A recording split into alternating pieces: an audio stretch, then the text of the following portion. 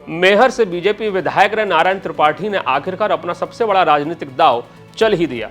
लंबे समय से नारायण त्रिपाठी अलग विंध्य प्रदेश बनाने की मांग कर रहे थे और बीजेपी को उनकी यह मांग रास नहीं आ रही थी।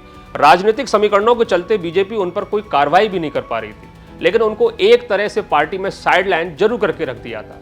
बीजेपी में राजनीतिक कैरियर फंसता देख नारायण त्रिपाठी ने अब अपनी अलग पार्टी विंध्य जनता पार्टी बनाने की घोषणा कर दी है और यह ऐलान भी कर दिया है कि उनकी यह पार्टी विंध्य क्षेत्र के रीवा और शहडोल संभाग की 30 सीटों पर अपने उम्मीदवार भी चुनाव में खड़ा करेगी।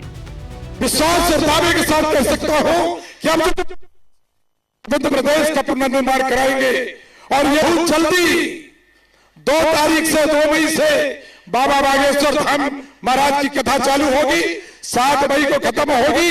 इसके बाद यह अभियान जिस तरह पहले हमारा चालू था, अब विंध्य की पार्टी का रजिस्ट्रेशन लगभग पूर्ण हो चुका है।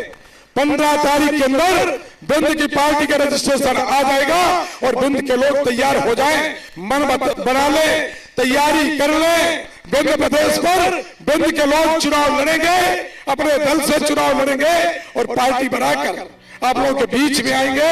आप लोग आशीर्वाद दीजिए। अब यहाँ ये जानना जरूरी हो जाता है कि आखिर नारायण त्रिपाठी जिस विंध्य प्रदेश को बनाने की बात कर रहे हैं, इतिहास के पन्नों में उसकी शक्ल कैसी थी। इतिहासकार डॉक्टर जगमोहन द्विवेदी बताते हैं कि देश के पहले गृह मंत्री सरदार वल्लभ भाई पटेल ने 1949 में ही विंध्य प्रदेश का गठन करा दिया था। आज के यूपी और एमपी की छोटी बड़ी कुल 35 रियासतों को मिलाकर तब विंध्य प्रदेश बनाया गया था और उसकी राजधानी रीवा को घोषित किया था। इस विंध्य प्रदेश के पहले मुख्यमंत्री के तौर पर शंभुनाथ शुक्ला ने 2 अप्रैल 1952 को शपथ ली थी और विंध्य प्रदेश के पहले राज्य प्रमुख रीवा महाराज मार्तंड सिंह को बनाया गया था।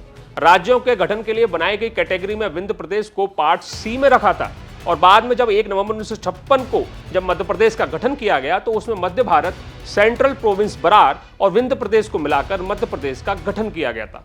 फिलहाल विंध्य प्रदेश के रीवा और शहडोल संभाग में कुल 7 जिले आते हैं, जिनकी 30 विधानसभा सीटों पर अलग पार्टी बनाकर चुनाव लड़ने की घोषणा नारायण त्रिपाठी कर रहे हैं। आपको बता दें कि 2018 के विधानसभा चुनाव में विंध्य क्षेत्र की 7 जिलों की 30 विधानसभा सीटों पर बीजेपी ने 24 सीटें जीती थी और कांग्रेस के खाते में सिर्फ 6 सीटें आई थी। चुनावी साल में अब नारायण त्रिपाठी का यह दांव कितना सक्सेस होता है या तो वक्त ही बताएगा, लेकिन फिलहाल उनकी अलग पार्टी बनाकर चुनाव लड़ने की घोषणा ने जरूर बीजेपी के लिए मुसीबतें बढ़ा दी हैं। मध्य प्रदेश से जुड़ी खबरों के लिए आप देखते रहिए MP तक।